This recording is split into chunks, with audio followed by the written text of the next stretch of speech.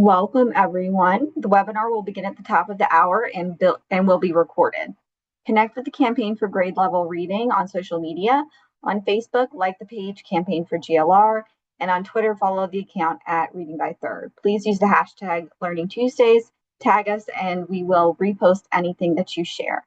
We encourage you to share questions, reflections, and observations. Once again, the campaign wants to connect with you. That's in there twice. This webinar will begin shortly. Apologize. It will be recorded, and all resources will be made available afterwards.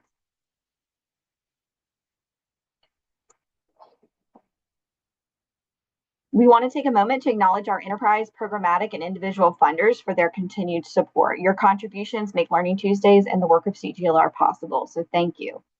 And we are also extremely grateful to our LEO sustaining sponsors who provide funding and support to help us sustain and advance our learning and engagement opportunities, including GLR Week and GLR Learning Tuesdays. So thank you. I have just a few housekeeping tips before we get started. First, we'd love for you to introduce yourself in the chat box at the bottom of the screen and share your name, cities, date, and organization. Be sure to select panelists and attendees so that we all know who is here. All attendees are in listen-only mode, but we encourage your engagement by posting questions in the Q&A box. We will use the chat for shared communications and questions, but questions you want the panelists to respond to, please post them in the Q&A box so we can keep them organized.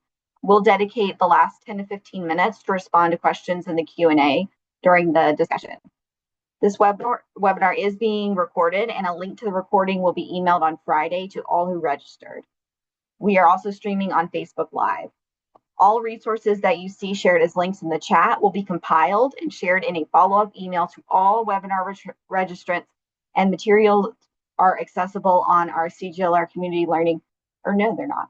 They're going to be accessible on our website, which is leo.gradelevelreading.net. That is where we will post all of our sessions after. Please take a few moments.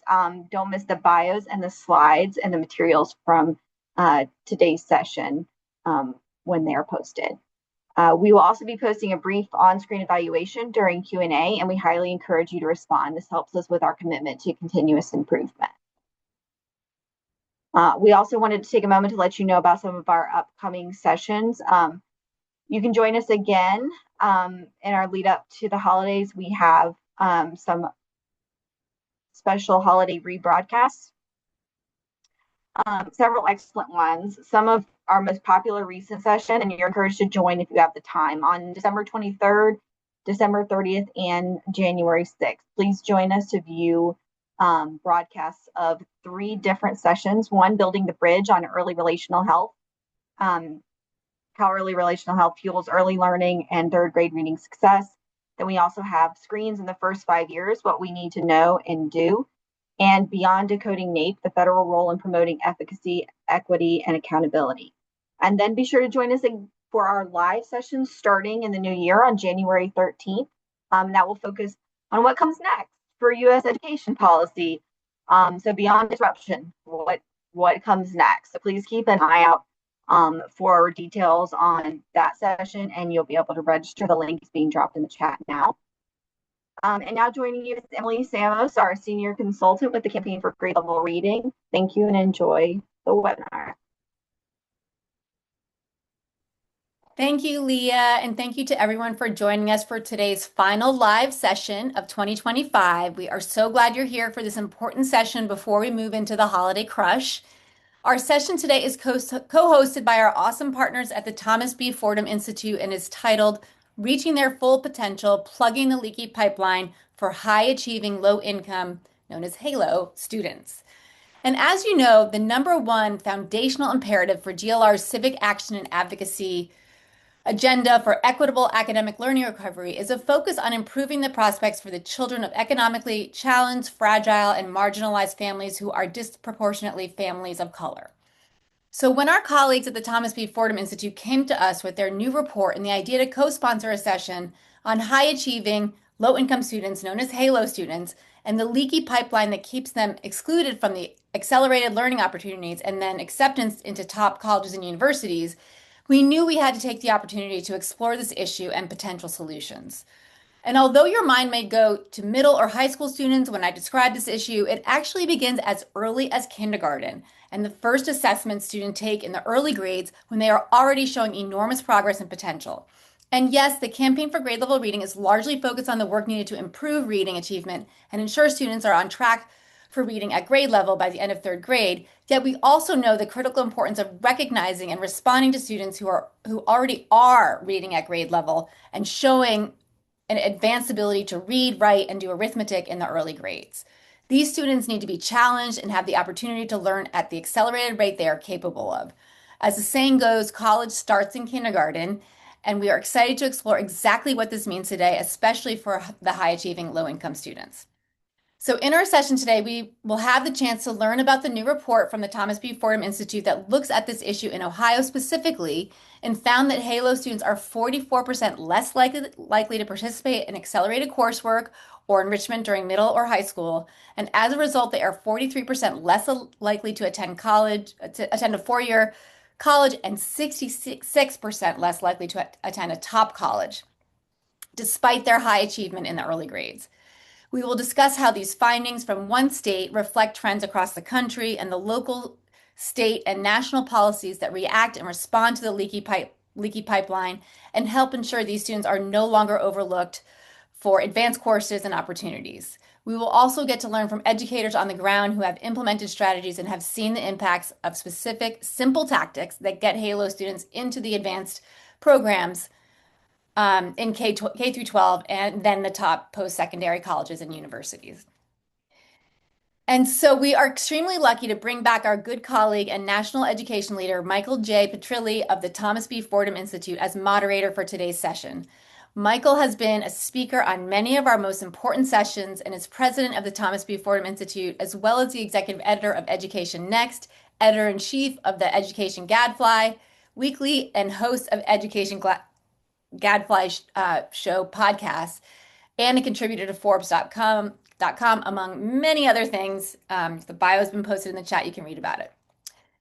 And now I am pleased to welcome our guests today in alphabetical order. And please note that the full bios have been linked in the chat. So I'm just going to do brief introductions today. Brenda Berg is the president and CEO of BEST NC, which stands for Business for Educational Success and Transformation in North Carolina, a nonprofit, nonpartisan coalition of 100 business leaders with a focus on making education in North Carolina the best in the nation. Aaron Churchill is the Ohio Research Director for the Thomas B. Fordham Institute, where he has worked since 2012. And in this role, Aaron oversees research and commentary aimed at strengthening education policy in Ohio. Aaron Daffern has been a teacher, principal, and district administrator in the DFW area since 2000. He joined Dallas ISD in the early learning department in 2018 and has been the director of mathematics for the district since March of 2024. Stefan Lavertu is a professor of public policy in the John Glenn College of Public Affairs at The Ohio State University. He has over 20 years of experience conducting policy-relevant research that estimates the causal impact of K-12 education policies and governance arrangements on student outcomes. Jonathan Plucker is a professor of education and program director of the Master of Science in Education Policy program at the Johns Hopkins School of Education. His research examines education policy, talent development, and creativity. David Taylor is a superintendent and CEO of the Dayton Early College Academy in Dayton, Ohio. During his tenure, DECA has earned several awards, including the rating of excellent with distinction by the Ohio Department of Education and the designation as one of America's best high schools for 5 consecutive years by U.S. News and World Report. So we are so excited to hear from all these folks, and I just want to remind everyone to please put your questions for panelists into the Q&A, not the chat, the Q&A. You can put everything else in the chat, and we will make sure that those questions are answered by our panelists throughout the discussion and then take time afterwards. So Mike, now I'm super excited to turn it over to you. Great. Thank you so much, Emily. Thank you to everyone at the campaign. We really appreciate this opportunity to dig in and talk about this group of students that we feel like they get overlooked. We can talk about that today, why that happens. Maybe people think, oh, these kids, they're high achieving, they'll be okay. But as Emily said, and we're going to hear more from Stefan in a moment, A lot of these kids do not get to fulfill their complete academic potential because between the time that they're young and the time that they graduate high school and then could go on to college, we lose them. We lose them somewhere in the pipeline. And we're going to talk today about how we can stop doing that. These high achieving, low income or HALO students, I believe that term, I first saw my friend Craig Gerald use that years ago. Uh, I like that term a lot, in part because, of course, we want to put a halo around all of our kids. But these high achieving, low income students, they tend to show up in our schools. They're often in high poverty schools. They are ahead of their peers. And it's understandable that many teachers are so focused on trying to help their lower achieving peers catch up that maybe they don't get the attention they need. But we're going to talk today about what we can do starting in kindergarten to make sure that they're on the path to success so that we don't lose out on their potential, that they have an opportunity to use education to rise towards upward mobility. So many of us are worried about making our colleges more diverse, our professions more diverse, making sure that the American dream is alive. These are kids who we know, we can see it in the test score data. We know they've got great academic potential. We want to make sure each of those kids then gets what they need. So we're going to hear all about it. As Emily said, we're going to start with Stefan, who's going to tell us about the study that he did for us at Fordham in Ohio. That I suspect the findings, we would find very similar findings in any state in the country if we did that. And then we'll get some more insight from the rest of our panel. So Stefan, please take it away. Thanks, Mike. Well, thanks for having me, everybody. It's nice to get a chance to share the results of this study. There's the cover. I'm going to be scratching the surface, just giving you little tidbits. And if you're interested in getting more detail or encouraging someone to do a similar study in your state, I encourage you to download that from the Fordham website. Next slide, please. So first, I want to give you an idea of what the motivation was here, and this study was Mike's idea. And when he pitched it, he said some things that resonated with me. And one of them is that policymakers in recent times especially tend to focus at the end of the K-12 pipeline. So when we think about how to get high achieving, low income students into college, we might try to have some reforms related to college costs, or maybe change the way colleges recruit high schools, making sure that they visit certain high schools or that they reach out to them in other ways. And maybe we dip a little bit into preparation in high school in terms of coursework. We talk about remediation a lot, but we don't really dig into what's going on earlier in the pipeline very often. At least policymakers don't seem to do that. And the issue is, if you're trying to address how to get current high schoolers who are high achieving, low income into college, you might be missing a whole bunch of potential high achieving, low income high schoolers because you haven't gone back far enough. So that was the goal here. And so we had three main questions that we wanted to answer with this report. The first is, how significant is this K-12 pipeline issue? And the second question is, are there some schools or districts that are good at keeping high achieving kids on track, on the path to college? And are there some that are not as good? And the idea here is that, well, we might have a pipeline issue, but it might not be schools and districts. And if there isn't that much difference between the effective schools and the less effective schools, then maybe education policy is not what you want to do. Maybe you need to do some other social policy or give up altogether, I guess, like some folks like to do. The third question is, well, if there are differences in how effective schools are at keeping some of these HALO kids on the path to college, what makes them more effective? Are there predictors? Are there things that we can look out and predict which schools will be good? And so those are the three questions I want to touch on very briefly for you. So first, some terms and why we focus as we do. We can have a discussion, and we should have a discussion on K-12, but for the purposes of this study and the results I'm going to review right now, we're starting at third grade. We're identifying students that, in spite of the odds, in third grade are high achieving. They're in the top 20% in terms of math and reading on state exams, and they qualify for free and reduced price lunch. The other students that we'll be talking about are also in the top 20%, but they don't qualify for free and reduced price lunch. And so I'll be making comparisons between the Halo students and their more affluent peers. The second thing is that we focus on four-year colleges. And there are a lot of reasons to focus on four-year colleges. There's greater returns for those students, for the communities that they're in. Low-income students who get into four-year colleges, especially high-quality four-year colleges, tend to graduate. They're really good at bringing those students to the finish line. And another reason to focus on the top four-year colleges in particular, which is a subset that we focus on, is that absolutely these Halo students should be on a path to attend a top four-year college. And so for the purposes of this study, a four-year college is, or university is any school where the average student is in the top 20% in terms of entrance exams like SAT and ACT. So if Halo students identified in third grade stay on their current trajectory, they absolutely should be in the top half of students in these four-year colleges. So first, that question, what is the pipeline issue? How significant is it? And I'll skip over some of these stats. You've heard some of them already, but pay attention to those first three bullets right there. First, in third grade, when we identify Halo students, they're already outnumbered 3-to-1 by more affluent, high-achieving students. So what happens before third grade, as people on this call know, really matters. And some of those inequities are baked in. So by third grade, Halo students are outnumbered 3-to-1 by more affluent peers.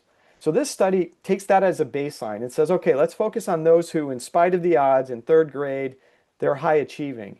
Do they fall further and further behind? Do they fall off the path to college? Well, the answer is very much yes. They're outnumbered 3-to-1 in third grade, but they're outnumbered 6-to-1 in four-year colleges, and then 10-to-1 in top colleges. And just to remind you, these are the colleges that will have the highest return, where they're most likely to graduate. They'll be graduating at very high rates, and they're absolutely capable if they just stay on their trajectory. So how many students are we talking about in Ohio? Well, if we just wanted them to maintain that 3-to-1 ratio so that they don't get any further behind by the time they get to college, we would need an extra 1,700 Halo students every year going to a four-year college, and the majority of them would need to go to a top college. That's how many students are falling through the cracks. Next slide, please. That shouldn't be the slide. There you go. So another way to think about the pipeline is coursework. Middle school, 26% less likely than their higher income peers to take high school math, and that's usually algebra in 8th grade. Then in high school, they're 34% less likely to be enrolled in dual credit courses. They're 50% less likely to be enrolled in AP courses. And when they take their college entrance exams, they're over 100 points lower on their SAT than their more affluent peers. And remember, they were achieving at the same level in third grade. So that was the first question. We have a pipeline issue. The next question is, are there differences in the effectiveness of schools or districts in terms of keeping Halo students on a path to college? Turns out there are some very, very large differences. And so if you were to characterize the ineffective schools as those that are at the 15th percentile in their ability to get Halo students into four-year schools, and the good schools, those in the 85th percentile in terms of their ability to get Halo students into college, holding everything else we know about these students constant, there'd be a 22% swing between those schools. You take a Halo student from an ineffective school, put them in an effective school, and you're increasing their odds of going to college by 50%, basically, because their rates of college going are already so low. So the disparity in terms of coursework is also attributable to different schools and districts. In fact, about 50% of the disparity in AP coursework between Halo students and their higher income peers is due to the high schools they attend, right? So no fault of their own. It's not because you get high income and low income kids in the same school picking different courses, for instance. So then the next thing that the report does, because we've identified that schools do make this massive difference, is look for predictors of what explains these differences. So in the analysis, I consider spending per pupil. I consider the socioeconomic status of the students attending a school or residing in a district. And there's, for Halo students, it's not the same for every student, but for Halo students, for high achieving low income students, the two big predictors and the only significant and consistently significant predictors are how high achieving are their peers. That's particularly important for just going to a four-year college, but also do they have access to advanced coursework? That's the most predictive for top colleges. The report also ranks Ohio high schools and districts in terms of their ability to get Halo students into college. And if you just eyeball those lists, there's a few patterns that become pretty obvious. One is the best place for a low income, high achieving kid is a suburban district that is very high achieving, a selective high school that could be in their city district, or an early college high school that's in their urban district. And Aaron can take it from here, I think.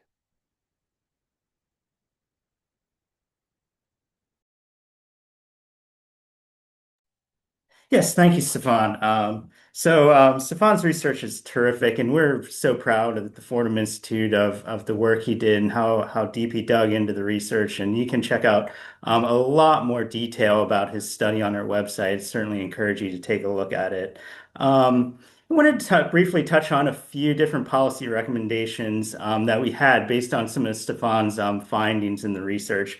I want to first preface it by saying they largely focused on state level type policy initiatives that states can work on, but they also can be implemented at local level. So you could work with your school board or superintendent to try to, improve some of these outcomes for high achieving, low income students. And then the second thing I'd like to mention is that Fordham has a very comprehensive policy report related to Halo students, how to improve their pipeline. It's called Creating a Wider, More Diverse Pipeline for High Achieving Students. It's on our website. And I will just be highlighting five policy recommendations that we had based on Stefan's work. So policy recommendation number one is to start early. Make sure that we're identifying high achieving students in elementary school. One possibility to do that is through a universal screening requirement. Ohio actually has a policy like this in place where it requires all of our schools to identify students who are academically gifted at least once in grades K to 2 and again in 3 to 6. We think that's crucial to make sure that every high achieving student is identified, particularly early on for gifted and high achieving and acceleration early on in their careers. The second recommendation we had is around automatic course enrollment for advanced math. We'll hear a lot more about this from Brenda Berg in North Carolina. They have a tremendous policy there where the students who are high achieving on state math assessments are automatically, by default, put into advanced math courses. We think that system-wide approach is so important for making sure that Halo students are in the advanced math courses that can keep them on track for college. The third recommendation we wanted to highlight has to do with AP advanced placement coursework and interbaccalaureate programs in high school. If you look at Stefan's study, AP IB coursework was a tremendously strong predictor for Halo students in terms of their college going. This is something that education reformers have kind of worked on for a long time, but we still see that too many Halo students are not receiving those AP IB type courses and getting that type of rigorous coursework in high school. We think it's incredibly important to keep pursuing that. The fourth recommendation I wanted to share has to do with interdistrict open enrollment. Some of Stefan's findings, if you look at the district by district level data that he did, found that wealthier suburban districts were actually some of the most effective districts at helping Halo students, the Halo students who did reside in their districts. We think those opportunities should be expanded so that more students can attend high-performing suburban districts. I think it'd be especially important for students who live in our urban centers, who often, don't have the opportunity to attend academically rigorous schools. If they're able to attend through an interdistrict open enrollment policy, they could allow them to attend these suburban school districts without having to move or change their address. And finally, I wanted to just highlight the possibility of creating more selective urban schools or specialized schools that really focus on college prep. We'll be hearing more from Dave Taylor, who runs and leads an early college high school in Dayton, Ohio, which is one of our major cities. They do a tremendous job at helping first generation students succeed and go to college. We certainly need more of those types of schools in our big cities. We have a couple of them in Ohio, but they're too few and far between. I would love to see more schools like that can really help Halo students. Those are the five policy recommendations that we wish to highlight at the end of our report. You can take a little look at a bit more about them, and we'll hear more from some of our panelists about how they're doing this in action. So with that, I'll turn it back to Mike. All right. Thanks, Aaron. Fantastic stuff. Okay. We are now going to turn it over to Jonathan Plucker. In the chat, you'll see there was a mention a little bit ago of the National Working Group on Advanced Education. Jonathan was a huge part of that. Jonathan's probably one of the leading experts in the world of advanced education, gifted education. And so, Jonathan, tell us what we need to know about how to serve these kids, especially from the early grades. Thanks, Mike. I'm very happy to be here. I do want to say first that Stefan has just done really impressive work. I saw an early draft of this report. I saw a later draft. It is comprehensive. There is tons of data and insights in there.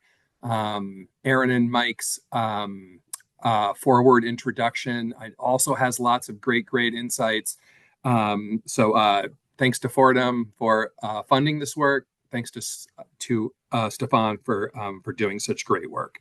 I'm going to start with a little quiz here. I've only got a few minutes, so I'm going to go through this quickly.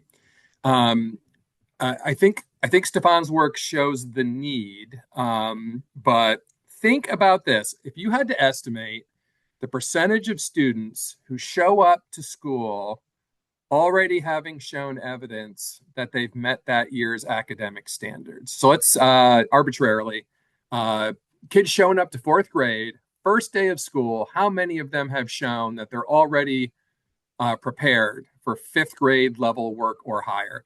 What do you think that estimate is? We're going to show you the numbers in one second. We've done several studies on this now. I'll be honest, I thought it was 15% before we did this first study, which is an enormous number of American children, millions, right? Go ahead and show the numbers. Next, forward on the slide. As you can see, it is about 15% here, 14% in math, and it is 35% in English language arts and reading. These numbers are staggering, right? We've done this with all sorts of different data, international data, national level data sets, state level data sets. And it always gives us roughly those percentages. That's a lot of students who come to school. And if you're focused on grade level instruction, students who are struggling to get up to grade level, which is all very important, I would never say it's not, you are definitely not challenging a huge proportion of students. Okay, you can take that slide down now. Thank you. And I think it's worth noting, in some of these national data sets, we found that these students are in every single school. And we often find within certain states and districts, these high flyers, if you will, are in every single classroom, even in the highest poverty schools. And I think that's a really important point because we're talking a lot of students who are advanced who deserve to be challenged when they come to school every single day. Stefan's excellent work is showing us that these students are out there, and if we don't pay attention to supporting them, challenging them as they move through the school, as they move through the school system, we start to lose them. They start to underachieve. And I think it's really important to note, we're talking in both Stefan's study and then those numbers that I just showed you. Those are students who, without a lot of support, are performing at high levels. The percentage of students who have the potential to work at those high levels, who never get that chance because they are a grade level or two below where we expect them to be. Our focus on them is so much getting them up to grade level that often we lose sight of the fact that they can go so far beyond grade level learning. So those percentages could be considerably higher even. So think about all the students that we're losing in this leaky pipeline. Think of all the students who have the potential to be talented who never get in the pipeline in the first place, right? Right.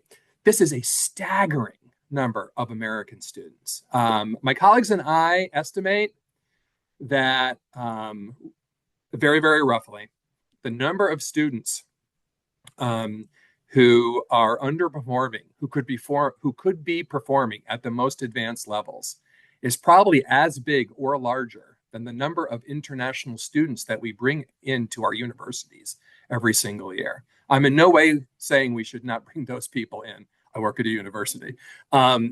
This country has a huge thirst, a huge demand for talent. We generally are filling it now with people from other countries. That's awesome. We have just as many American students here who have the same skills, who aren't getting those opportunities. That's why this is such a passionate topic for me. I've only got like a minute left. So I'm just going to say, 20 years ago, when I heard people say, we just don't know what to do for gifted kids. We just don't know what to do for advanced students. The past 20 years, we have learned so much. There's a lot we still need to figure out. Stefan's work is a fantastic example of how he's helping us fill these holes that are going to improve our practice. But we know a lot. About 15 years ago, we started doing edited volumes, looking at what we know. And we were kind of shocked. These are the first 3 volumes. Those are not small books, right? We know how to do this now. We're just not getting this information into the hands of educators like yourselves. And that's on us. We've got to do a better job of taking these great studies and doing work that gets it into your hands.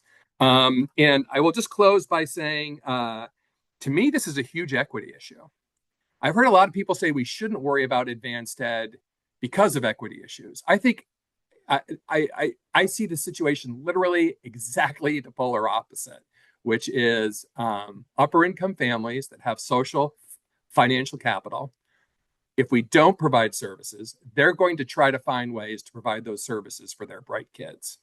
It's low-income families that don't have access to these services, who don't have that social capital, who don't have that financial capital, who then get left behind. Again, they don't even get in the pipeline, and once they do tend to fall out of it. So if you're looking at this from an equity lens, I would argue it makes advanced education starting early as important as it possibly could be. And with that, I want to note that one of the most important interventions is certainly automatic enrollment. You've already heard people talk about it, and my colleague and friend Brenda Berg is going to talk next. So I will turn it over to Mike to kick it over to her. Yes. Very well done, Jonathan. Great segue. And seriously, that focus on equity, on how do we make sure that all of the kids who can succeed in advanced courses and be in this pipeline get that opportunity, that we don't have systems in place. Somebody said this in the chat. Too many times low-income kids of color, we have barriers in our system that keep them out of the pipeline. Brenda, those of you in North Carolina have figured out what we think is a very promising way to make sure those kids are in the pipeline, getting the opportunities they need. Tell us about it. I'm happy to. Thank you so much for having me. This is a great conversation. Thank you to the Campaign for Grade Level Reading for hosting this. I want to thank Mike's team. The whole Fordham Institute has been so supportive of auto enrollment, and especially Dr. Plucker. We just did this in North Carolina. I love that Dr. Plucker says, we know how to do this. Well, this was just a no-brainer policy. We were doing our thing, and it was years later before we realized that other states weren't doing this. We just figured should do auto enrollment. So grateful to so many people sort of lifting this up and bringing this to other states. So what is this? What we're doing in North Carolina, as I said, we consider it a no-brainer policy. Back in 2018, we were inspired by exactly what Stefan's research is finding. We were inspired by the fact that we could see patterns of kids doing well in third grade and fourth grade and fifth grade and of course exams. And then suddenly the subgroups of kids were splitting off. They weren't enrolling in advanced coursework. And by eighth grade, they weren't in algebra in North Carolina. We have Math 1. And certainly by ninth grade, they weren't really excelling. And you just see this drop off where Stefan shows the 3-to-1 ratio in third grade, but then 6-to-1 in college. And that drop off wasn't happening in high school. It's happening in the transition from elementary to middle school and then middle school into algebra. So we were really inspired by exactly the kind of data Stefan is lifting up, and also Aaron and to his recommendations, the whole start early mantra. So both of those 2 points, start early and auto enrollment.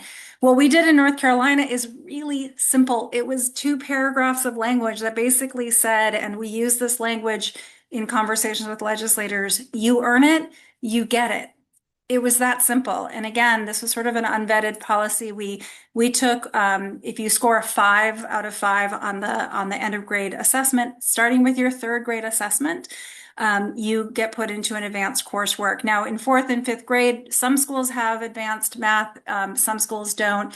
But by middle school, you actually have to have advanced coursework opportunities.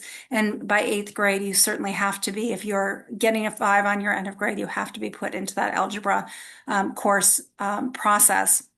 The only option for opting out of this are your parents. Parents can opt students out of this, but the system cannot. It was a bipartisan policy. We already had free AP exams. We had all sorts of initiatives in high school, but we wanted to start earlier. The policy actually passed unanimously in both chambers. It was signed by the governor, and it was in June of that year. So kids had already been placed in coursework, and our state agency estimates that 8,600 kids were moved to the right class. They had already been placed in the wrong class, and that year 8,600 kids were put into the right class. Again, you heard in my bio, I represent the business community. This is exactly what we call a no-brainer. Why on earth would we take kids who are perfectly qualified? It didn't take money. It didn't take changing hearts and minds. It just took a law. And I say that a little glibly because the other thing that it took was implementation with fidelity. Our state agencies team, if you haven't met Sneha Coltrane and her team, they're just incredible. They took this and ran with it. And I sat in on conversations with district leaders who said, well, what if we don't believe that these kids can learn? What if we don't think they should be in these classes? And they really enforced this policy. They monitor this policy. They helped our school districts implement it better. And what we found was some districts called in and said, hey, guess what? I was confusing not speaking English with not being able to do math. We put a language specialist in the classroom with them, and they're doing great in math now.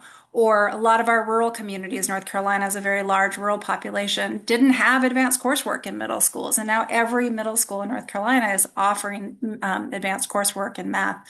So there were all of these sort of residual effects that ended up that not just those 5s, those kids at the top of the schedule, but students who were earning 4s also had access to that coursework. It wasn't making the pie smaller. It actually makes the pie significantly bigger. So not only are the proportion of kids taking this higher, but the number of kids or proportion of kids qualifying is higher, but also the number of kids taking these advanced courses are higher. Last year, fully 33% of eighth grade or of middle schoolers were taking our high school math class.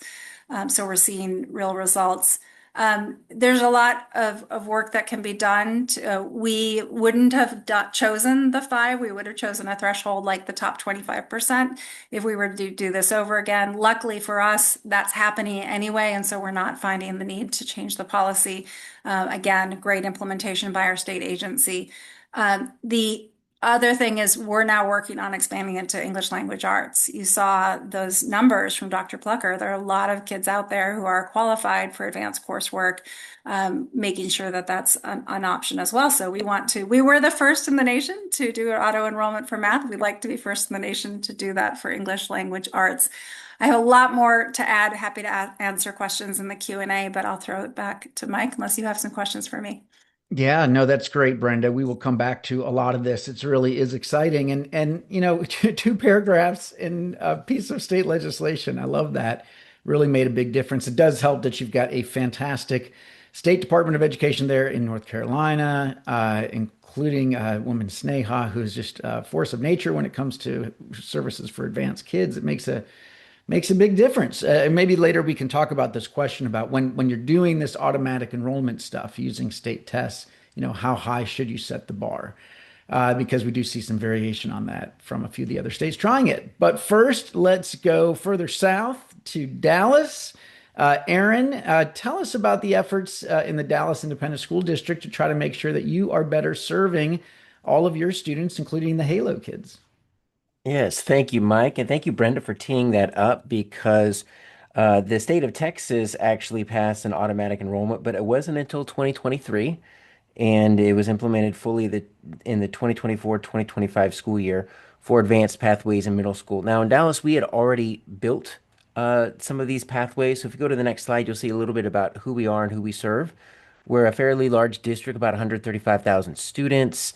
And if you notice in the bottom right-hand corner, look at our student population. We have almost 90% of our students as economically disadvantaged. So what we want to do is we want to provide equitable pipelines for these students. And so we started with, and you'll see it on the next slide, the traditional pathway of, well, let's build some acceleration for some of these students. And let's look to see what does it look like to get our students into Algebra 1 in 8th grade? Because we know for better, for worse, and Stefan kind of mentioned that, these Halo students are 50% less likely to take AP in high school. Well, if you want to take AP Calculus, long considered, though there's a little bit of debate at how useful that is, moving forward, but long considered as, kind of key for any of those STEM pathways in college, you need that AP Calculus your senior year, which means you need a backup, you need to take Algebra 1 in 8th grade. And so we developed our own, long before the state required it, an advanced coursework so that we could accelerate our 6th grade and 7th grade, those TEKS, TEKS, that's just our state standards. We would just kind of compressed 3 years of instruction into 2 so that in 8th grade, they've already completed their 8th grade standards, 6th, 7th, and 8th, so they can take Algebra 1. And so that helped a little bit. And so if you look in the next slide, you'll notice that we still didn't see as much success as we wanted to.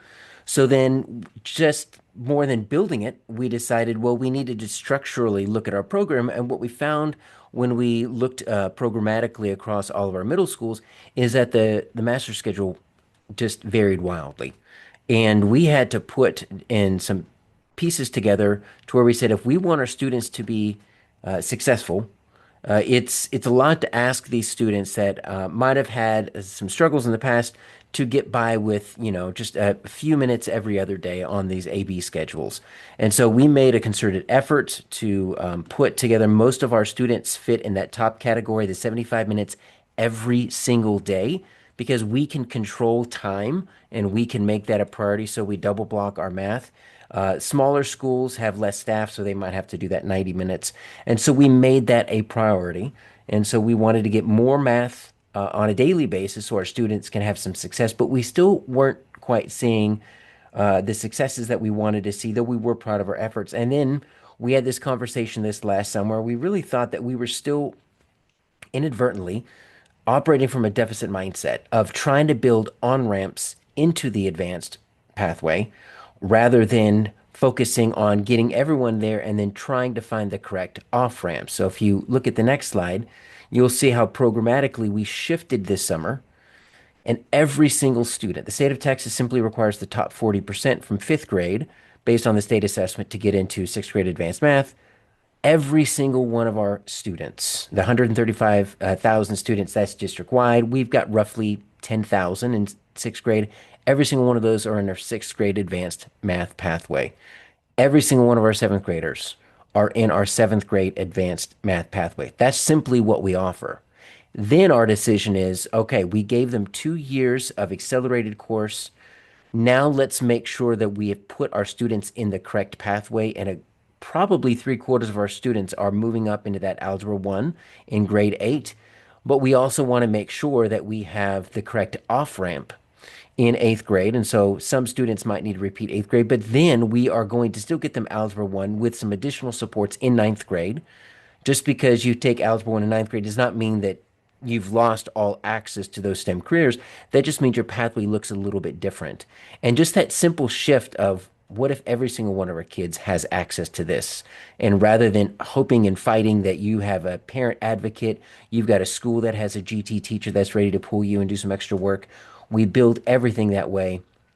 That's something that we're looking at brand new this year. And so obviously we're going to be eagerly awaiting our results just to see what's going on. But just from just a very anecdotal feedback, this is something that a lot of schools had already done on their own. We just made this a district-wide choice.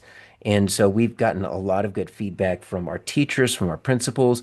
We weren't quite sure what the community reaction was going to be, but overall, it was fantastic because we have high expectations for our students. And when you've got 90% of your students that are economically disadvantaged, we don't have the luxury of trying to figure out who can or cannot be in these advanced coursework. We want to make sure that everyone has equitable access. So I'll kick it back over to you, Mike. All right, great. Thank you so much, Aaron. Really impressive. All right, finally, last but certainly not least, I'm so excited to turn it over to Dave Taylor, who runs DECA and DECA Prep in Dayton, Ohio. Full disclosure, the Thomas B. Fordham Institute, among many other things, we are a charter school authorizer, and we are super proud to play that role for DECA. That means we're responsible for overseeing the school. This is one of about 20 schools that we oversee in this role, and we are incredibly proud of it. It has had amazing results for many years. And David, tell us about the school and how is it that you build this culture of high expectations? There's by the way a lot of great questions in the Q&A about how do we build this culture among students? How do we get parents to support? How do we break down some of the barriers that we see in so many of our systems? So tell us what that looks like in Dayton. Well, I appreciate the opportunity to come and speak about what we're doing here at DECA. When I first saw this report, I really affirmed quite a bit of what we've been trying to do at DECA over the course of the last 20 plus years. We see students who come through who have a great ability, but the systems too often fail to convert their potential into opportunity. So that Leaky pipeline really resonates with us here at DECA.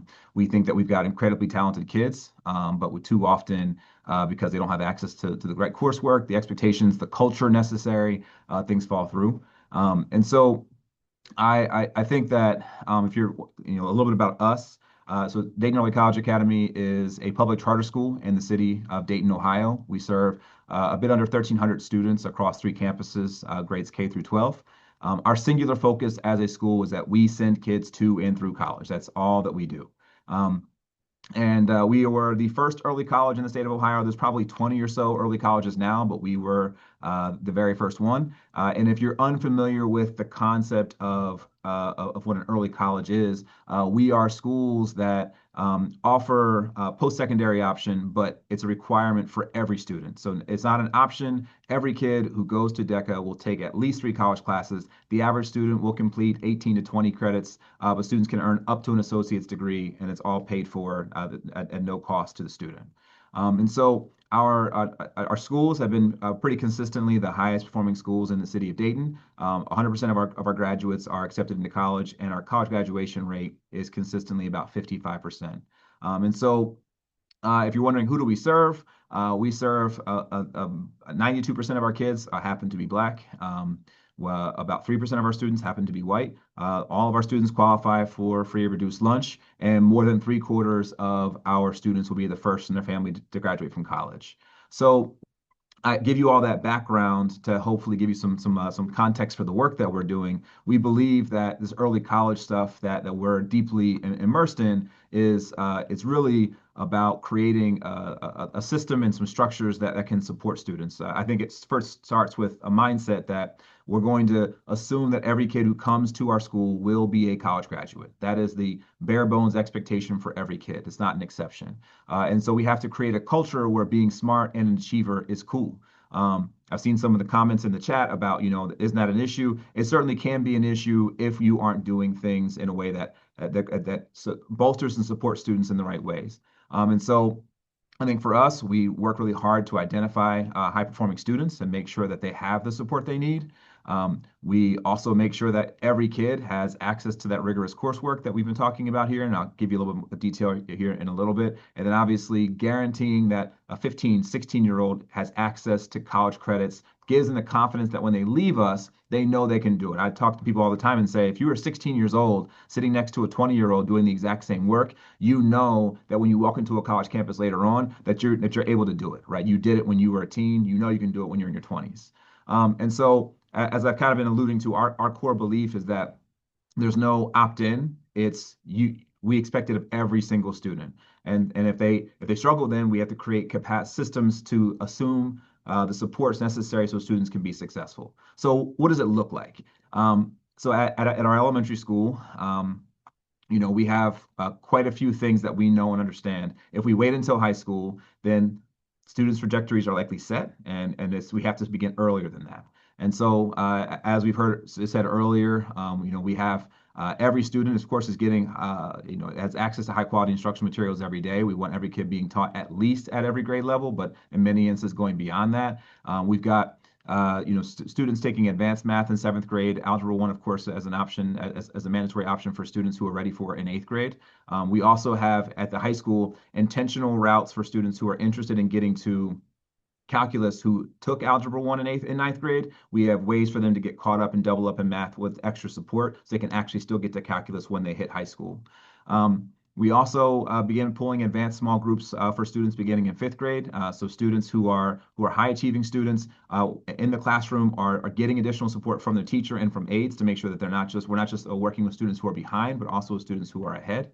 And we know that when we talk about like what works for students at the high school level, there are quite a few things that we do that I want to share here now. And the biggest thing is how do we remove the barriers that we see for high achieving students making the transition from high school to college? The first is required career exploration. Every student who goes to our school is required to do at least 3 job shadows and do internships out in professional spaces. We want students to see themselves as professionals before they become professionals, so they have an idea. When students say, I want to be a lawyer, because they've seen TV and they think that lawyers argue, go and spend time with an attorney. Actually understand what it feels like to do that role. And then when you can see yourself in it or realize that's not for me, you don't walk into a college campus and feel like this is not my space. And the other thing is, we create opportunities for students to complete the FAFSA early. That is incredibly important for families. It can be an intrusive thing for people to sign off on that. So we build relationships with families so that when the FAFSA time comes, we're sitting down with you in a space with people that you know, talking to you about how this is important, why this is important, why affording college for your child is really important. And our FAFSA rates are consistently in the mid-90s to 100%. ACT prep is built in for every student. If a student's coming to our school, we have to get them the support that we would see our suburban kids getting. They're getting that through our core curriculum here.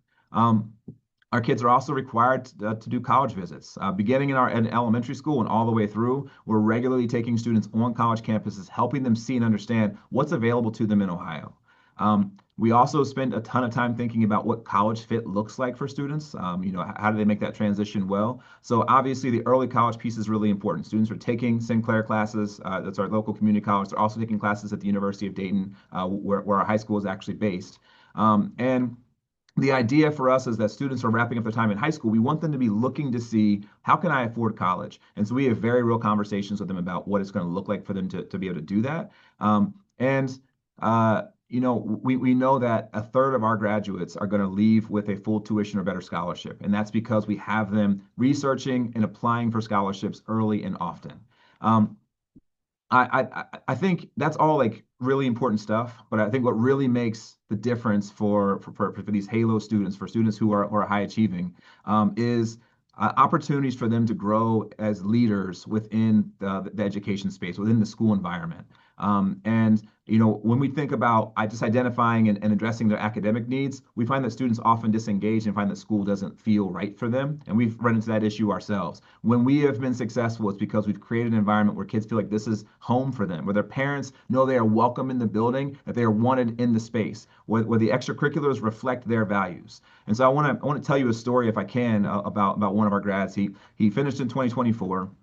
He started out of school in fifth grade, and pretty quickly we realized that this is a bright kid. He was scoring very high on our tests, and he's a pretty well-behaved kid, but he was really, really shy. And so, recognizing that we're challenging him academically, what our team began to do was give him leadership opportunities, encourage him to socialize and to build a larger network. Well, by the time he graduated with us, he had earned 30 plus college credits. He earned a 30 on the ACT, and with the exception of physics, because I couldn't get him to take physics, he took all of our most challenging courses. But beyond that, he also was a student ambassador. He helped create our first Black History Month program. He was a peer leader in multiple programs, and every single student in the school knew him because he had been working to build relationships. So this is a thing where he began to feel like not only could he grow academically, he also built a community within the school that even when tragedy struck him and he experienced challenges, he knew people around him were going to love and support him. Through all the things he was able to do with us, he was accepted into Questbridge, which helps high achieving low income students identify highly selective colleges. He earned the Gates Scholarship, and he's now a sophomore at the Ohio State University pursuing a degree in landscape architecture. And for him, I think if he was in this space right now talking with us, he would say that his success was not accidental. It was not just because he was smart, but it was because he was provided opportunities to be a part of a community that saw him as a full person and identified the things that he needed to do to grow and pushed him to do that. And that doesn't happen if you don't have deep relationships that are real with the adults interacting with those high achieving students. So I want to make sure that we hear a couple of things. Number one, high achieving students are incredibly important. We have to give them the right coursework. We also have to make sure that they are part of a community that pushes them to be the best version of themselves. I know I probably went long, but I'll stop there. Oh, that was great, Dave. Thank you so much. And I love that you brought it back to what we're here about, which is the kids, and what an amazing story.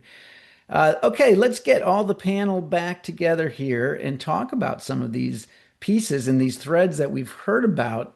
So much to talk about. I want to pick up on what David just said, that it's not just the advanced coursework, but it's the community. Or let me put it this way. In Stefan's study, it's clear that there's a couple things that really matter for success. One is getting kids to get to do advanced coursework, right? And the other is to be around other high achieving kids, right? And of course, that can go together because if you're in an advanced course, you're going to be around other high achieving kids. But it's also the case that, if maybe you're in a school like David's, where it's an early college school or a selective admission school, or somehow maybe a low income kid, their family finds a way to get into the affluent suburbs and go to a school there where there's a lot of high achieving kids. I guess I'm just curious, maybe Stefan, Jonathan, others, how do we make sense of this? Is it about the advanced instruction that matters? Is it about the peers? How can we unpack that? Stefan, let's start with you. Yeah, I mean, I don't think research always convincingly isolates whether it's peers or whether you have access to more effective teachers when you're in a more advanced course and people with better degrees and those sorts of things. But there have been a lot of studies and some very recent studies, very rigorous studies, where you can say it is a causal impact that when it comes to college attendance, peers are very, very important. And it goes back all the way to what Coleman was saying back in the day. I mean, if you're surrounded by people who know college, who want to go to college, who talk about these things and can help you navigate the unwritten curriculum that David was talking about, that he's trying to make explicit for his students, it seems to make a tremendous difference. So I'm a big peer effects guy. I think the research is pretty convincing at times, but in particular when it comes to attainment as opposed to just increasing test scores. Yeah, and as Stefan pointed out in the chat, David's school makes the list of the most effective schools in Ohio at getting Halo kids into college and top colleges, which is fantastic. Jonathan, any thoughts to add to that about this question here? I mean, is it just about pushing kids harder, or is it this peer thing that really matters? I mean, I think Stefan actually put it really, really well. The only thing I would add to your answer, Stefan, is also access to high quality instructional materials. There's no question that's a huge driver here too. So, from my sort of very pragmatic perspective, we know it's peers, we know it's family support, we know it's high quality teaching, we know it's high quality instructional materials. The mix in percentages, I don't care about. I just know that we need to have all four of those in place. And then we see achievement sort of jump. And I think Aaron and David gave us plenty of really good examples. Brenda gave us plenty of good examples of how when you start to get all those pieces in place, it's amazing how these students that people thought were that quite frankly educators just kind of looked right through and just didn't see all of a sudden pop up on their radar screen. So I don't know of any studies that try to really parse out, Mhm. well, it's mostly this, it's mostly that. It's all of it. But I would also say some is better than none because most students, especially low income students, get none right now. Yeah. And look, I am feeling personally optimistic that once we get to middle school and high school, that we can do a better job with this. We have it with, there is such a thing as advanced math classes and other advanced courses once you get to those levels. This notion of saying we should do automatic enrollment for kids who score at a high level on state tests so that we're not relying on teacher recommendations or parental recommendations, which we know can have bias, introduce bias in the system. We just say, as Brenda said, if you earn, what is it? You hit the score, you earn it. You And you earn it, go, you get it. There's you earn it, no you get question it. about, Right. right? That's the Why default. not? That's great. But many people in the chat were saying, okay, that's great by middle school, but what about elementary school? I've certainly found that when you start talking about some of this stuff for the youngest kids, people get more uncomfortable, right? Because you start to picture, well, what are we going to do? Are we going to take the kindergartners and take all the Halo kindergartners and separate them into a different class with Mrs. Smith all day? That feels a little weird to people. And what does that do for the other kids that aren't selected? So who can start by talking about what this could look like in the earliest grades, especially since a lot of the folks on the webinar, that's where their focus is. Aaron D, you want to start with that? And then maybe Dave Taylor, you can chime in as well. Yeah, thanks, Mike. So that's obviously a multifaceted question, but I'll just speak briefly about something that we started last year and we're continuing this year in our district, which is targeted professional development for our math educators. We noticed kind of anecdotally that a lot of our early elementary teachers really identified more with literacy, which if you're a first grade teacher, I really need you to be a strong literacy teacher. That's extremely important. But sometimes if they're teaching all subjects, they're kind of leaning away from math because they're more of a reading person than a math person.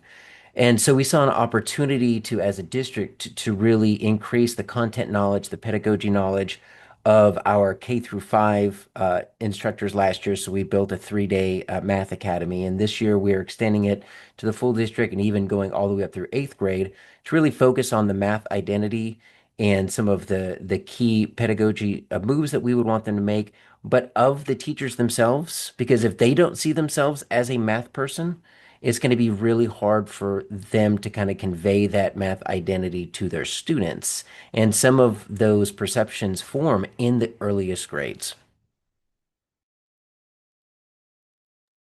Great. Good. Dave, what about for you? I mean, I know that your goal is you're trying to get everybody in your school into this pipeline, but certainly, like Jonathan said, you're going to have some kids show up in those early grades who are way above grade level and ready for more challenge. How do you guys handle that? I think that the first thing is making sure that we have systems in place to identify those students. Universal screeners are obviously an effective thing, and we have to have conversations happening to make that happen. We have a variety of tools that we employ to make sure that students are being stretched in those lowest grades. He's mentioned several of them just now, but I'll say a few that come to mind for us. Making sure that we're pooling small groups and making sure that students are actually getting some additional support. We oftentimes for younger students, we will even advance them a grade level or advance them in a particular class if that's a space that they're in. That's been extraordinarily effective for our top 5% or so of students, finding ways for them to step into the new space. When we have to then oftentimes coach those students with social skills, because even though they're ready academically, they are not necessarily ready socially, and that can become the barrier. So that means they often need intervention in the other space. I'm going That's to great. piggyback off of his comment about early screeners. The data. Like we can't objectively make sure that we're not losing kids if we don't have the information about kids. And so anybody who's anti-testing, this is your call to action. How are we supposed to know who's getting lost? And I love all the comments about parental engagement. And I have a personal experience with my son went to Title I elementary school, and there were several kids identified math gifted, and none of them were placed in advanced coursework. And when I went to all of the other parents and said, hey, you should talk to the principal about getting into this advanced class, they all said, oh, well, they'll put us there if we're meant to be there, or we'll follow. At some point, there has to be a situation where kids whose parents don't have the information or don't have the education or don't think that they are math people. I cringe when I hear that word, right? Like, where the law just says, if you're doing well, we're going to push you forward. And so that for me in those younger grades and has to be a part of this is, we can't, parental engagement and parental involvement is really important, but we can't dictate what happens at home. We can say it is inexcusable for thousands of kids to have not been placed in the right class and just make it the law. So that was a big decision for us here in North Carolina was, oh, do we slow roll it? And I talked to other states that were like, we're going to make incentive grants for districts to do that. And finally, we just said, no, this is the law. It is not acceptable to not give access to this coursework. So I'll just kind of, and you can't do that if you don't have the data. We're lucky in North Carolina. We do end of grade, third grade, fourth grade, fifth grade, all the way through middle school. And so we have that data. And the other piece of data that we've looped back past those two paragraphs to a third paragraph is the districts have to report. So there's not a lot of sort of punishment to the districts if they don't implement, but we can shine a light on it. So every district has to report every single qualified student and whether they were placed in an advanced course. And so that accountability factor is also really important in this. That's great. I knew you'd get to the data, Brenda. Brenda loves it. Jonathan, one term we haven't talked about yet is local norms. Can you tell us what that means, especially with respect to the early grades? Like, again, people really interested in this, what you do for kindergartners, first, second graders. The whole idea of local norming is really is to be an opportunity generator. And the research pretty strongly suggests that using a combination of district and state level national norms and local norms provides the most access to advanced opportunities. So, for example, a low-income school district may have 1 or 2% of its students who qualify for certain advanced services. Let's just stick with this advanced math example, using national norms. They're in the 98th or 99th percentile. I would favor a lower cutoff, but just for the example's purpose. But if you have the capacity to provide, say, advanced math to 10% of your students, provide it to 10% of your students, odds are that if they're given the right opportunities, they will very quickly catch up. And all of a sudden, you're going to find students raising to the level of your expectation. I don't want to get into the weeds too much on this, but there's a handful of studies that suggest that those students tend to catch up within 2 years. And by catch up, I mean teachers looking back can't tell you which students got into advanced services via local norms versus national norms after 2 years, because once they start to be challenged, they really start to reach their potential, right? And now, you're going to have some schools, though, where 30 to 40% of students are in the top 5%, say. In no way are we saying with local norms, well, you should only provide services to the top 5%. No, like anyone who needs advanced services should get them. So in some schools, it's going to be a bigger percentage. In others, it's going to be a smaller percentage. Local norms can really help you. Probably the best negative example I can give is that New York City used to use local norms for a long time in doing this. They had sort of traditional gifted advanced services in almost every single school in that massive district. Around 2004 to 2006, they moved away from it and really went to citywide norms. And what happened? All those great programs disappeared. And all of a sudden, a generation later, they were shocked, but it's not shocking, right? What happened to advanced achievement across all those different diverse groups in New York City? They plummeted. Why? Because you took advanced opportunities away from them by just sticking with national norms. So again, a combination of national and local norms provides opportunity. And the more I do this, Mike, I'm just incredibly convinced that this is an opportunity game. Provide advanced opportunities to students. You'll be surprised how many of your students really rise to those expectations. I think automatic enrollment in North Carolina is a great example of where we're seeing that on a very big scale. I love it, Jonathan. It's pretty simple. It says every school should have a strategy for serving its highest achieving kids, right? We know in high school, it became a real scandal. Probably, I don't know, let's say 10, 15 years ago, there was a lot of attention on the fact that you had a lot of these high schools, especially high poverty ones, urban, rural, that had very few advanced placement classes, maybe zero, right? And that became a national outrage. And there's been a ton of great work done to expand AP, IB, dual enrollment into more and more and more high schools, maintaining a high level of quality. It's been a great success story. We see a lot of that at the middle school level too, with advanced courses, especially in math, but some other subjects. But the same thing in elementary school, right? Every elementary school has a strategy for what to do with chronically low performing kids, right? You've got an MTSS strategy or something like that, where you regularly assess kids and you know which kids are still struggling and below grade level, and you have a plan to intervene and to make sure they get the help that they need. And the point here is that we need to have a similar approach for high achieving kids as well if they're going to fulfill their potential. All right, some great questions in the chat and the Q&A on parents, the role of parents. Dave, maybe you're the best one to help us with this. No offense, Stefan, as a researcher, but Dave, you are running a school, you're interfacing with parents. How do you get them on board with all of this work we're talking about, including getting their kids to take some risks and maybe take some courses that scare the heck out of them? Yeah, I think that's a fantastic question.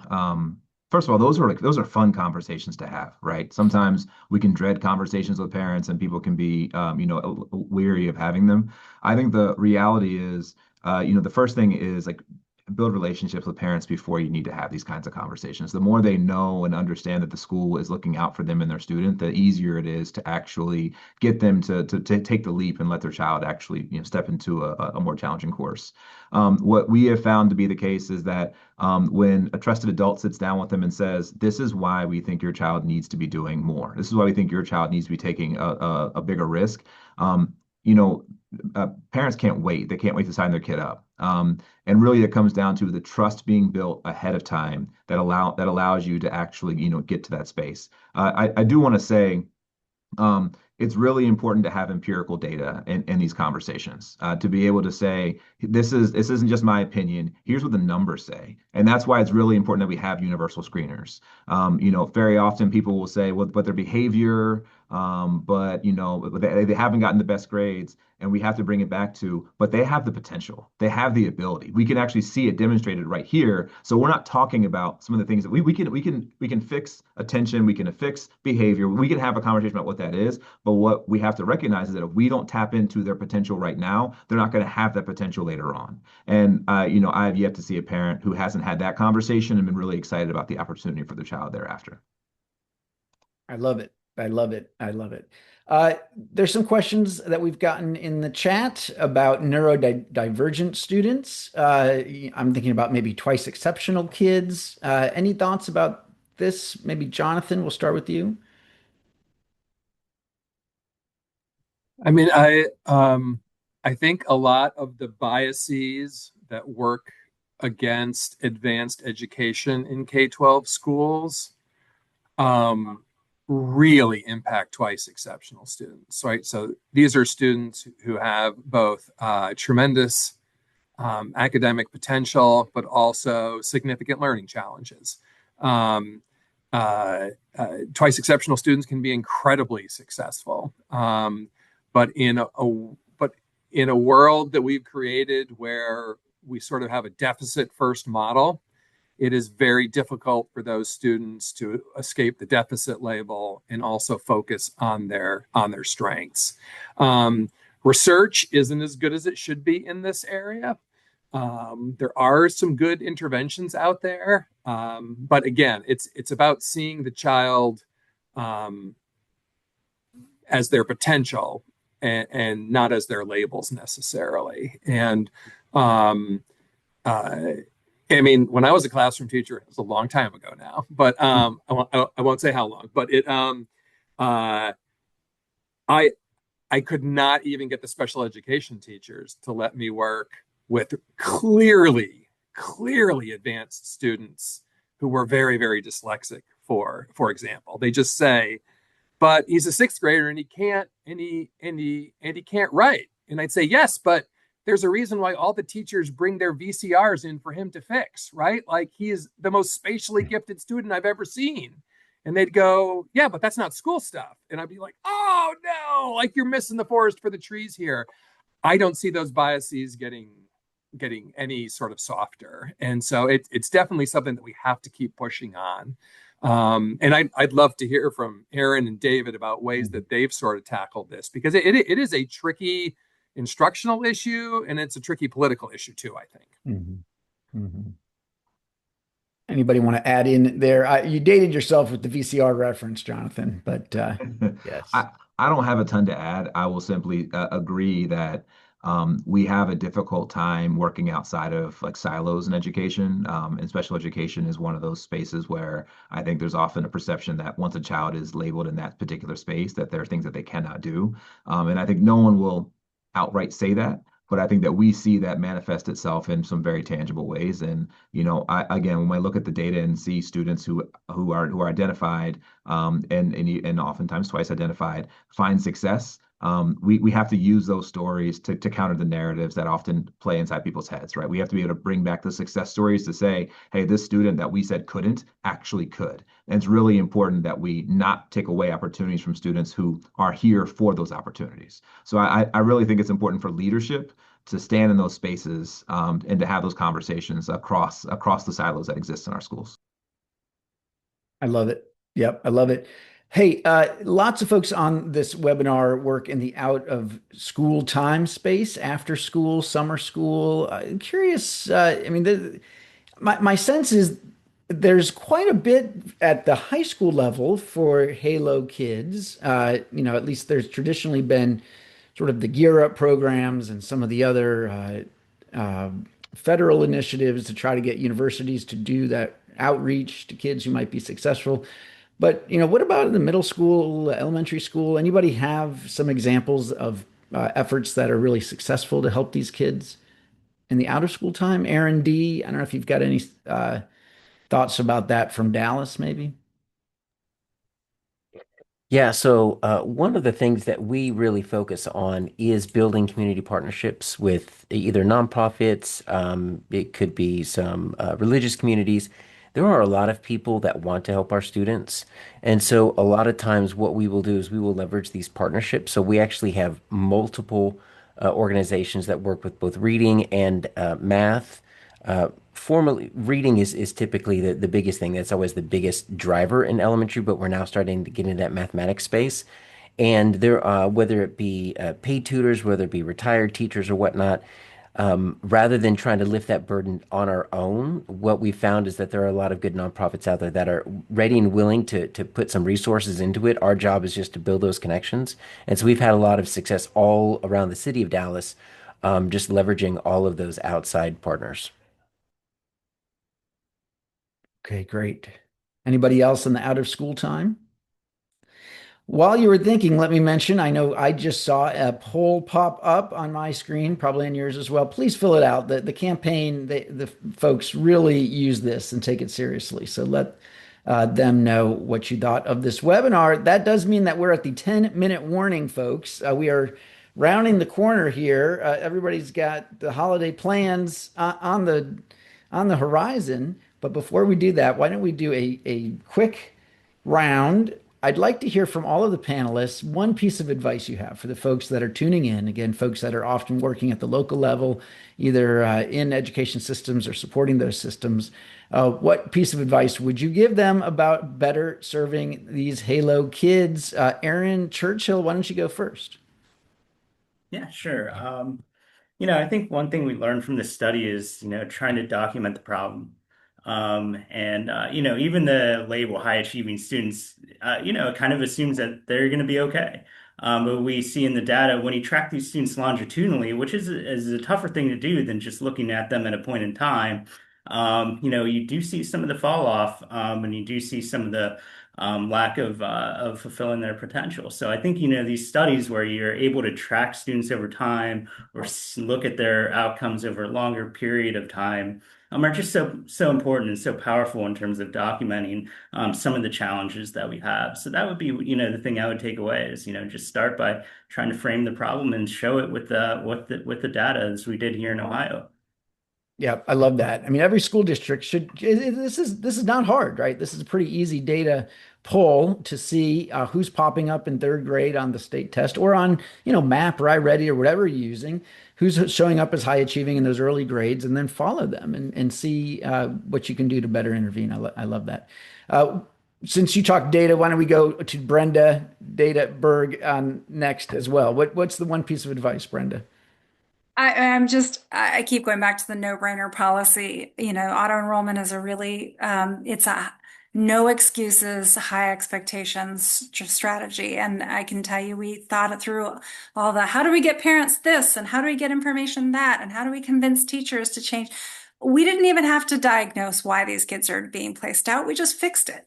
So I challenge anybody here to, if you haven't done auto enrollment, you haven't done the most basic thing you could be doing to help these kids. So I encourage you to go to your state. A lot of states are picking this up. Somebody asked in the Q&A. Dr. Plucker has been doing an amazing job of leading the charge. Fordham is as well in promoting this. And I think half a dozen states have added it this year.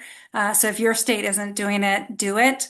We have a nice video of our legislators who sponsored it and the state agency folks and that Collaborative for Student Success put together. Hand that over to your policymakers, guilt them into catching up with North Carolina, whatever you have to do. And also let us know if Best NC can be at all helpful.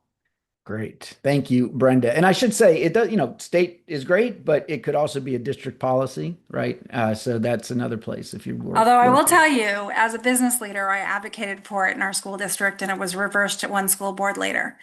It could also be a state board policy, but again, Yep. So yes, absolutely. It could be a local school board decision. It can be a superintendent decision. I took advice from a superintendent who did it and he was very clear with me as soon as he was going to turnover, which superintendents do. He was like, our district will go right back. So yes, absolutely. Can it be done at the local level, at the state level, at the state board level? Yes. And if you really want this to stick, I'd go with the law. I just recommend it. Gotcha. Having tried Gotcha. it before. Gotcha. All right, Aaron D., you've got any piece of advice for folks? Yeah, one of the things that I was impressed with was just how many different ways that we can kind of approach this problem.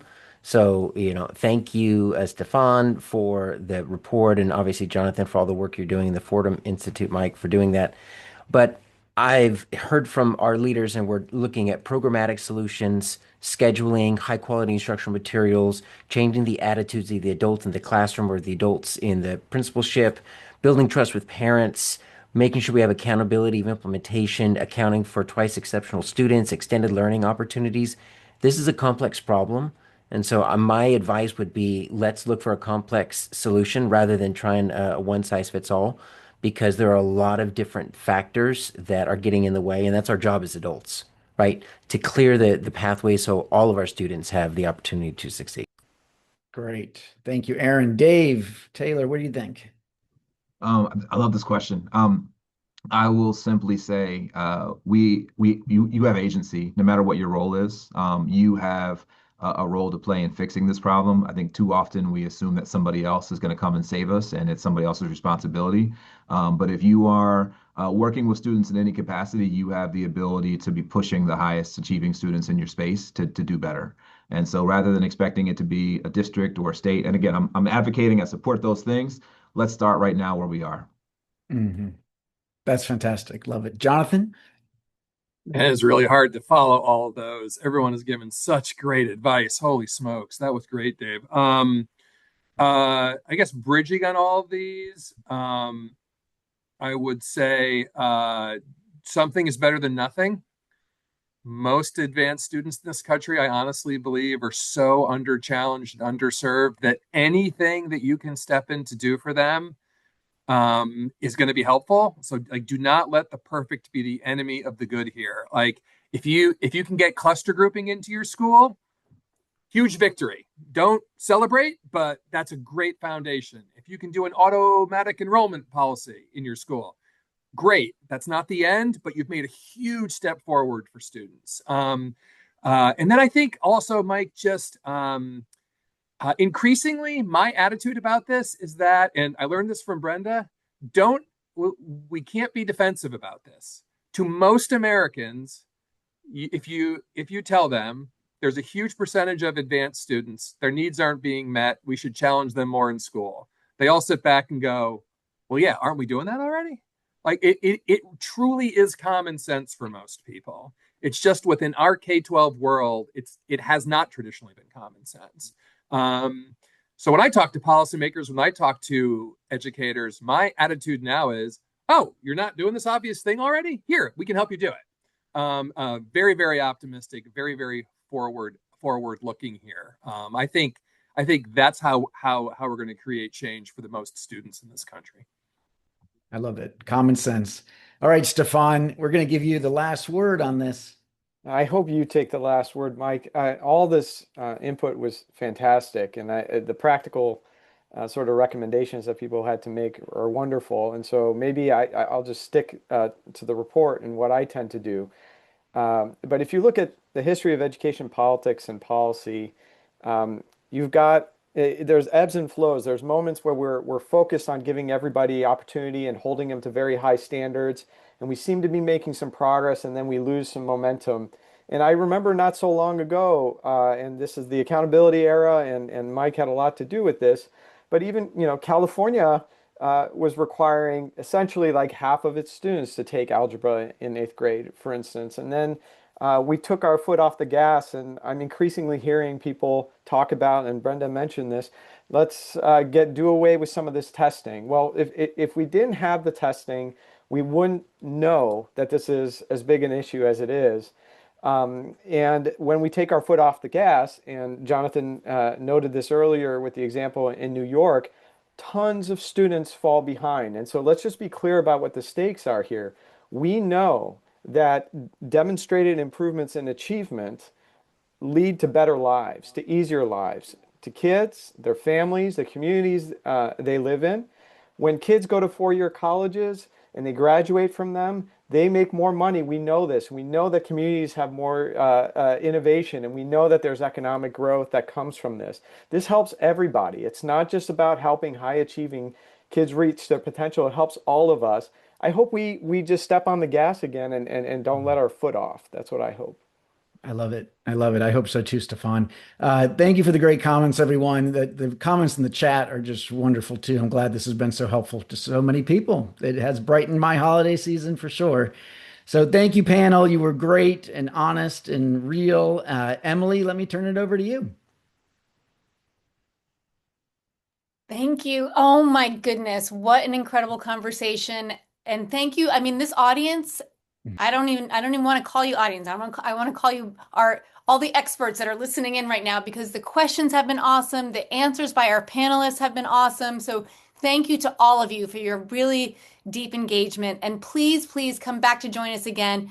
Our next 3 sessions will be rebroadcast of some of our most popular sessions around the holidays, but come back January 13th, January 20th. We have new live sessions that will be equally interesting and provocative as this conversation has. So please, please, I just reposted the link in the chat. I'll do it again.